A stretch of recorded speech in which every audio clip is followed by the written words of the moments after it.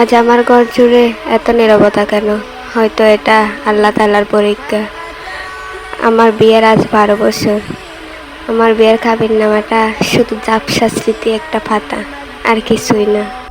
ইসলামে তার অধিকার আছে, এটা আমি জানি, কিন্তু আজ এই মনটা, এই হৃদয়টা কেবল শুধু একজনই নারী, আর কিছুই না।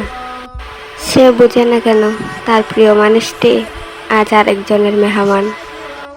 12 বছর আগে কবুল বলেছিলাম আমি, আর সে কবুলটা অন্য কারো ঘরে উচ্চারিত হবে। আমি মন থেকে দোয়া করি তার নতুন জীবন যেন আল্লাহ বরকতময় করে দেয়। আমি আল্লাহর ফয়সালায় বিশ্বাসী, কিন্তু ইবাদতের জায়নামাজে বসলে চোখ কেন ভিজে ওঠে আমি বুঝতে পারি না। কেন প্রতিটি দীর্ঘশ্বাসে তারে খুঁজি। সবাই বলে আমি নাকি ধৈর্যশীল, আসলে আমি ধৈর্যশীল না। সব মুসলিম নারী এরকম হয়, ভালোবাসা